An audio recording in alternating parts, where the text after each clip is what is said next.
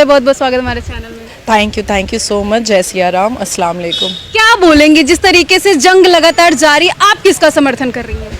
मैं इजराइल का। हाँ। मैंने हमेशा भारत को अपनी माता माना है, तो माँ का समर्थन नहीं करूँ तो किसका करूँ? मैं संविधान को मानती हूँ, मैं अपने धर्म को संविधान मानती हूँ। तो जाहिर सी बात है कि भारत के प्रधानमंत्री श्री नरेंद्र दामोदर दास मोदी जी ने जो कह दिया बस वही होगा। और देखिए, मैं कुरान में ये साफ है कि यहूदियों पर हमेशा अत्याचार हुआ है। अगर आप मुसलमान समाज के हिसाब से देखेंगे तो यहूदी जो हैं वो बुरे हैं, क्रिश्चियन हैं वो बुरे हैं, हिंदू तो काफिर ही हैं। सनातन धर्म को तो जितना मलाइंग 1400 साल से किया गया है और यहूदियों को जितना डिप्राइव और जितनी अत्याचार की गई है, ये कुरान के पन्ने खोलकर देखा जा सकता है। भारत के कुछ मुसलमान हैं जो कह रहे हैं कि फिलिस्तीन पर बहुत जुल्म किया गया है, हम हमास के समर्थन में हैं। आप भी मुसलमान कास्ट से हैं, समुदाय से हैं, तो आप जिस तरीके से समर्थन कर रही हैं, नहीं लगता है कि आप पे भी सवाल खड़े होंगे? देखिए, मैं तो ऐसे किसी भी रिलीजन का पक्ष नहीं ले सकती हूँ जो बलात्कार का समर्थन करे, जो आतंक का समर्थन करे, जो कानून के विरोध में जाकर के काम करे। और आप जिन मुसलमानों की बात अभी कर रही हैं, वो मुसलमान मदरसा छाप लोग, जहालत के कीड़े, ये बताएंगे कि हमें क्या किस चीज को फॉलो करना है और किस चीज को फॉलो नहीं करना है। दूसरी चीज मैं कहूंगी कि असदुद्दीन अवैसी जोड़ा अवैसी साहब, ये तो बिल्कुल साथ दे रहे हैं। हाँ, अरे भाई देंगे। हाँ। यहाँ लुंगी पहन कर, लुंगी उठा कर, सर पे चप्पल रख करके सारे पूरे भारत के मुसलमानों ने हिजाब लड़की को पहनाने के लिए नाराबाजी किया। हाँ। और आज देखिए फिलिस्तीन के जो आतंकवाद हैं, जिन्होंने इजराइल की बहू बेटियों के कपड़े उतारे, न्यूड परेड कराया, बलात्कार किया, अल्लाह अकबर का नारा लगा करके बलात्कार किया, और उसके बाद फिर छोटे छोटे बच्चों का सर तन से जुदा किया, ऐसे लोगों के भी ये पक्ष में खड़े हो गए। मतलब भारत में ये हिजाब पहनाने की बात करते हैं और हिजाब के पक्ष में नाराबाजी करते हैं, और फिलिस्तीन और हमास के आतंकवादियों का और बलात्कारियों का भी समर्थन करते हैं। अब आप समझ लीजिए कि ये किस तरीके की गिरगिट है। आप क्यों इजराइल का समर्थन कर रहे हैं? मैंने कुरान बहुत अच्छे से पढ़ा है। जाहिर सी बात है मैं ट्रोल होंगी इस बात को बोलने पर, लेकिन मैं चाहती हूँ कि कोई भी आलिम, उलमा, कारी, इमाम, मुअज्जिन वो कुरान की किताब को लेकर के मेरे पास आए, और मेरे हाथ में कुरान नहीं होगा। हर सूरा, हर पारा, हर आयत को मैं तर्जुमान के हिसाब से उसको बताऊंगी कि कहाँ कहाँ पर क्या क्या है और तुम क्या क्या अफवाह उड़ाते रहते हो। 72 वर्जिन हूरों का जिक्र कुरान में नहीं है। प्रॉफेट मोहम्मद पर एक बुढ़िया कचड़ा फेंकती थी और वो बीमार हो गई, तो प्रॉफेट मोहम्मद चले गए उसकी तीमारदारी करने के लिए, उसका ख्याल रखने के लिए। ये भी कुरान में लिखा हुआ नहीं है। तो बहुत सारा ऐसा चूरन है झूठ का जो ये इमाम लोग फैलाते रहते हैं। दूसरी एक बात मैं कहना चाहूंगी कि इमाम बुखारी साहब के इकलौते बेटे, वही इमाम बुखारी जिनको दिल्ली जामा मस्जिद के शाही इमाम है और फिरंगी औरत के साथ हमेशा देखे जाते थे, सोनिया गांधी जी के साथ हमेशा माइक पकड़ के। फिलिस्तीन का सपोर्ट कर रही है। कैसे नहीं करेगा, कैसे नहीं करेगा? पहले मैं ये क्लियर कर दूं, उन्होंने अपने इकलौते बेटे की शादी सनातनी लड़की से करवाई।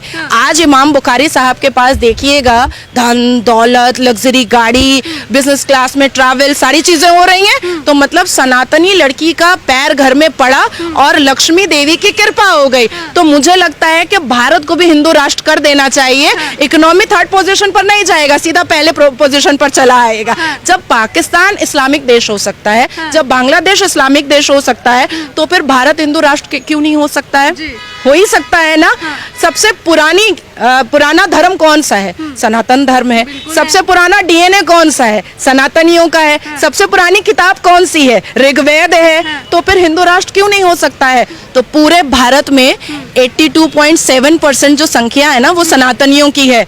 मुझे लगता है कि अब सनातनियों को ना रुद्राक्ष माला के साथ साथ थोड़ा भाला का भी काम करना पड़ेगा, तब जाकर के ये भारत जो है वो हिंदू राष्ट्र में चेंज हो सकता है। श्रद्धा की जब बोटियां हो रही थी, आफताब कर रहा था, तो वो सही था क्या? नासिर खान जब बलात्कार कर रहा था दारू पीने के बाद और उसके निकाह में बिरयानी खाने मुसलमान सच धज के चले गए थे, वो सही था क्या? लव जिहाद जो हर गली कूचे में होता है, वो सही था क्या? और बलात्कार में अभी देखिए बंगाल में कामदोनी के 5 मुसलमान बलात्कारी, जिसमें से तीन को ना, तीनों मुसलमानों को ना छोड़ दिया गया है निर्दोष करार दे करके। हाई कोर्ट का जजमेंट निकाली है, वो सही है क्या? ये औरंगजेब जो मंदिरें तोड़ रहा था वो सही है क्या? अकबर बादशाह जो राजपूतों के गले काट रहा था वो सही है क्या? 1955 में जवाहरलाल नेहरू जी जो सऊदी अरबिया के बादशाह के आने पर सारी मंदिरों पर पर्दा ढक दिए थे, वो सही था क्या? और ला इलाहा का बैनर लगा दिए थे, वो सही था क्या? और इंदिरा गांधी जी ने जो इमरजेंसी लगाई थी वो सही था क्या? इंदिरा गांधी जी ने 1964 में जो साधु स्लॉटर करवाया था वो सही था क्या? आप सबके लिए इतना बोलती हैं, आपको डर नहीं लगता? क्या ही होगा, गुस्ताखे रसूल की सजा ही होगी ना। पर मैं तो सच बोल रही हूँ ना कि प्रॉफेट मोहम्मद की 9 बीवियां थी। 4 तो हलवा उड़ाया गया है, झूठ उड़ाया गया है, उनकी 9 बीवियां थी। नाज़िया जी, पाकिस्तान भी बहुत समर्थन दे रहा है हमास को। लो कर लो बात, पाकिस्तान का ही था ना। उसामा बिन लादेन उन्हीं के घर में छुपा था ना। हाफिज सईद को अभी प्रोटेक्शन कौन दे रहा है? पाकिस्तान ही दे रहा है ना। अजमल कसब किसका प्रोडक्शन था? पाकिस्तान का ही था ना। तो कुत्ते कुत्ते के साथ ही रहते हैं ना। हाँ, हमास के जो चीफ हैं उनके पास 16 करोड़ है और 16,000 करोड़ है, और वो खुद तो गाजा में रहते नहीं है, कभी आते नहीं है, प्राइवेट जेट से घूमते, अपने बेटे को भी घुमाते हैं और लोगों को उकसा रहे हैं लड़ाई करने के लिए। देखिए, मैं आपको एक चीज क्लियर बता देती हूँ कि अभी जो ईरान हमास और फिलिस्तीन के पक्ष में सामने में आया है, अगर एक डेड बॉडी गाजा से उठा करके फिलिस्तीन की ईरान में दे दिया जाए और कहे कि तुम अपने कब्रिस्तान में इसको दफन कर दो, वो नहीं करेगा। क्योंकि हम मुसलमानों में ना 72 फिरका है। मैं सुन्नी समाज से आती हूँ, मैं सुन्नत रसूल से आती हूँ। मुझे शिया कभी अपने कब्रिस्तान में दफन नहीं करेगा और शिया को कभी सुन्नी अपने कब्रिस्तान में दफन नहीं करेगा। ये आपस में आज से नहीं, एक जमाने से लड़ रहे हैं, लेकिन दुनिया को दिखाते हैं कि हम साथ में हैं। भारत में बार बार मौलाना अरशद मदनी क्या कहते हैं कि हम 21 करोड़ हैं। भाई साहब, थोड़ा सच बोल दो, क्योंकि 72 फिरका जब टूटेगा, उसका जब सर्वे रिपोर्ट निकलेगा ओबीसी की तरह, तो इसमें कितना मिलेगा, आपके हाथ में कितना आएगा, ये भी सामने लाना बहुत जरूरी है। और 72 फिरकों वाले को मैं एक चीज और तोड़ के बता देती हूँ मौलाना अरशद मदनी के लिए, कि देखिए, भारत में शिया को सुन्नी नहीं मानता है। सुन्नी समुदाय जो है, हालांकि मैं खुद सुन्नी हूँ, सुन्नी समुदाय जो है ना शिया को मानता है, ना वहाबी को मानता है, ना अहमदी को मानता है, ना यहूदी को मानता है, ना पारसी को मानता है। तो 72 फिरका जब टूटेंगे ना, तो सुन्नी के पास वोट बैंक सिर्फ बचेगा 5%। यानी कि आप कह रहे हैं कि मुस्लिम समुदाय के जो लोग हैं एक नहीं है? बिल्कुल नहीं है। भाई, इमाम हसन हुसैन का गला किसने काटा था? मुसलमान ने ही काटा था ना, क्योंकि मुसलमान के हिसाब से तब तो हिंदू था नहीं। बीबी फातिमा रजी अल्लाह ताला अन्हा के खाविंद का, शौहर का कलेजा किसने चीरा था तलवार से? मुसलमान ने, उनके बगल के नमाजी ने चीरा था ना, क्योंकि मुस्लिम समुदाय के और कुरान के हिसाब से तब तो हिंदू था नहीं।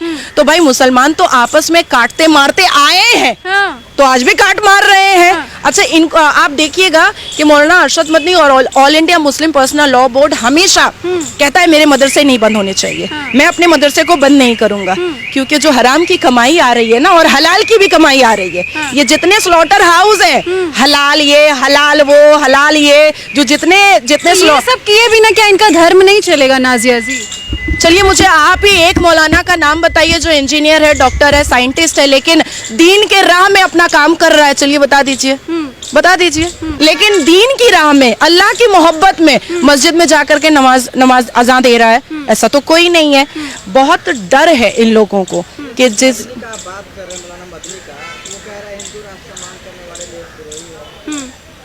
देखिए, मैं तो अपने भारत से बहुत प्यार करती हूँ, और जिस संविधान के बारे में आपने कहा है, ओरिजिनल संविधान का पहला पन्ना खोलिएगा, भगवान राम मिलेंगे, ठीक है?